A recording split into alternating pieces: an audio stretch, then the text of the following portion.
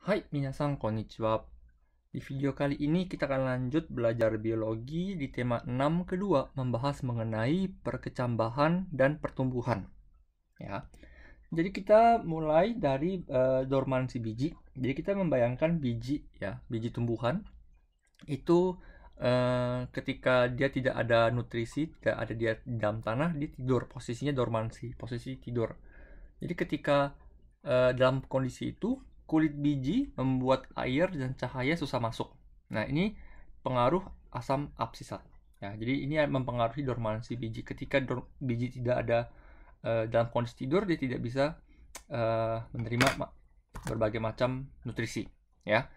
Nah, ketika biji itu misalnya kamu taruh dalam tanah, kamu kubur, kemudian dia mulai bertumbuh, ya, kamu tanam, maka biji itu mulai berkecambah. Ya, biasanya faktor-faktor yang mempengaruhinya itu adalah air, suhu, dan juga ada cahaya. Ya, jadi ada yang butuh cahaya, ada yang butuh suhu tertentu, dan seandainya biji itu terdapat retakan, maka air akan lebih gampang masuk ke dalam biji sehingga dia bisa mulai berkecambah. Ya, kalau lebih tepatnya bagaimana prosesnya? Kita bisa lihat di sini, ketika ada air masuk ke dalam biji, ya, ketika ada air masuk ke dalam biji, maka di dalam biji itu nanti akan dihasilkan giberelin, ya. Giberelin akan dihasilkan, diproduksi, kemudian giberelin itu kan lari ke bagian endosperma, ya. Di dalam endosperma ini, giberelin akan merangsang pertumbuhan, merangsang transkripsi translasi DNA dan RNA untuk pembentukan amilase. Ya, kamu sudah pernah belajar amilase adalah enzim yang digunakan untuk memecah starch, ya. Di sini ada memecah gula polisakarida, digunakan dipecah untuk menjadikan gula. Ya, jadi ini adalah sumber energi yang digunakan oleh tumbuhan untuk mulai berkecambah. Sehingga terakhir gula itu akan lari kembali ke bagian bakal biji dan dia akan mulai bertumbuh. Ya, jadi kita mulai dari air masuk ke dalam biji, kemudian ada giberelin dikeluarkan masuk ke dalam endosperma, dia merangsang transkripsi translasi dari DNA RNA untuk membentuk amilase, dan amilase itu digunakan untuk memecah dempung starch untuk menjadi gula. Gula itu masih dipakai untuk menjadi energi. Oke, itu adalah proses perkecambahan biji. Dan juga ada biji yang membutuhkan cahaya tertentu untuk berkecambah. Jadi misalnya tumbuhan selada atau misalnya tumbuhan rokok. Dia membutuhkan cahaya tertentu, ya. Jadi di dalam tumbuhan itu ada yang namanya fitokrom. Fitokrom itu adalah pigmen, ya. Pigmen digunakan untuk menyerap cahaya. Jadi fitokrom ini itu bisa bolak-balik strukturnya seperti ini, ya. Struktur ini bolak-balik, bedanya apa? Ada di sebelah sini, ya. Kamu bisa lihat. Ketika bagian sebelah sini dia menyerap cahaya tertentu, dia akan strukturnya akan berubah, ya. Lebih tepatnya cahaya seperti apa? Cahayanya adalah cahaya sinar merah 660 nanometer, ya. Jadi seandainya fitokrom PR ini, ya, kenapa dia R? Karena dia red tulisannya.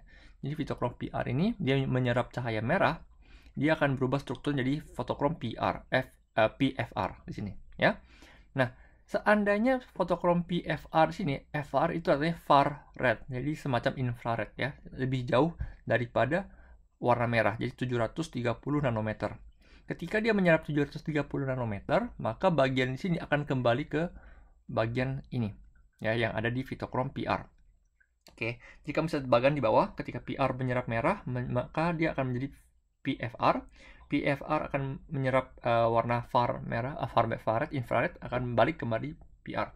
Nah, yang menjadi poinnya adalah ketika dia menjadi PFR, ya, ketika dia dari PR dia menyerap merah menjadi PFR, disinilah dia akan menginduksi perkecambahan, ya. Jadi tumbuhan-tumbuhan tadi yang tumbuhan selada atau misalnya tumbuhan rokok, dia akan mulai berkecambah ketika dia menyerap warna merah seperti itu. Oke. Mengenai dua warna ini kamu bisa lihat spektrumnya di sini. PFR ini ada yang warna biru, PR itu yang warna merah di sini. Jadi kira-kira dia menyerap antara 600, mungkin di sini 660, PFR itu di 730. Oke, jadi bayangan seperti ini. Oke. Nah, selanjutnya setelah tumbuhan itu berkecambah, dia mulai berkembang. kita bisa melihat banyak hormon yang akan bekerja di dalam pertumbuhan itu ya, pertumbuhan batang dan sebagainya. Jadi yang paling sering kita pelajari adalah auksin. Ya, auksin itu adalah hormon yang digunakan tumbuhan untuk menstimulasi pertumbuhan di batang dan bagian-bagian lainnya. Ya, pertama kita lihat di sebelah kiri, kita tahu yang namanya auksin itu diproses, dibentuk, disintesis itu dari bagian paling atas, di pucuknya. Jadi disintesis dari pucuknya, kemudian dia akan ditransfer ke bawah menuju sebagian bawah, ke bawah terus bawah, ya. Kemudian di sini kamu bisa melihat sel tumbuhan ya. Seandainya kita punya bagian batang di sini ya, kita perbesar, ada sel tumbuhan di sini. Sel tumbuhan itu kan kita tahu ada dinding sel dan bagian-bagian kerangkanya, skeleton lainnya dibentuk dari selulose ya. Jadi ada fiber selulose. Di antara dua selulose ini dia akan diikat oleh polisakarida. Ya, di dua selulose ini akan diikat oleh polisakarida, akan membentuk struktur yang sangat keras seperti ini. Ini adalah struktur tumbuhan. Ya. Nah, bagaimana caranya auksin bekerja adalah dari sini auksin akan menurunkan pH-nya, ya, pH di dalam kondisi sel tumbuhan. Setelah itu akan ada enzim yang bekerja lagi. Enzim itu akan digunakan oleh sel tumbuhan untuk memecah ikatan antara dua selulose ini. Ya, dia akan memecah ikatan ini, kemudian dengan cara memecah polisakarida. Ya, jadi kamu lihat ada polisakarida di sini, ikatan polisakarida yang merah ini, dia akan dipecah oleh enzim-enzim ini, kemudian ikatan dua ini akan pecah. Ya, setelah ikatannya pecah, ya, maka dari itu dua selulose ini akan lebih renggang, ikatannya akan lebih lemah, dan ketika dia menyerap air, ya, maka sel ini akan mengembang, ya, akan mengembang. Kalau dalam kasus ini dia akan mengembang ke atas, ya. Jadi itulah bagaimana sel itu bisa berkembang, bisa bertumbuh membesar seperti itu. Oke, jadi kamu bisa bayangkan ada selulose, ada ikatan tengahnya polisakarida. Kemudian ketika ada auksin masuk, dia akan merangsang enzim lainnya untuk memecah polisakarida di tengah sehingga dia ikatannya lemah, kemudian dia menyerap air, dia akan membesar ke atas. Oke. Nah, tadi saya sudah menjelaskan di mana yang namanya auksin itu dibentuk dari paling atas di pucuknya, kemudian dia akan disebarkan di bawah. Ya, jadi ada eksperimen untuk membuktikan itu. Kita punya tunas, ya, tunas kecil yang baru berkecambah. Di bagian atasnya ini kita potong, ya, kita potong bagian atas sini. Kemudian di bagian atasnya ini kita pasang jelly, ya. Di sini ada agar. Kemudian kita taruh banyak auksin. Ada auksin di dalam agar ini. Kemudian apa yang terjadi adalah auksin ini akan bergerak dari atas turun ke bawah. Dari atas turun ke bawah. Jadi ini yang seharusnya terjadi di dalam tumbuhan. Dia akan bergerak dari atas ke bawah. Tetapi seandainya bagian ini yang kita potong, kita balik. Ya, bagian atasnya di bawah, bawahnya di atas. Kemudian bagian atasnya itu kita taruh agar dengan auksin di dalamnya. Maka dari itu kita bisa lihat di mana agar ini tidak akan turun ke bawah. Dia tidak akan naik ke bagian tumbuhan atas. Jadi dia terus akan di bawah. Karena kita tahu yang namanya auksin itu pasti dia turun ke bawah tumbuhan. Ya, jadi seandainya dibalik seperti ini pun auksin tidak akan bergerak seperti ini. Oke. Kemudian juga kita tahu yang namanya tumbuhan itu dia biasanya akan berkecambah, dia akan mulai bertunas, kemudian dia akan mengembang searah dengan sinar matahari. Ya, jadi ini ada hubungannya dengan fototropisme.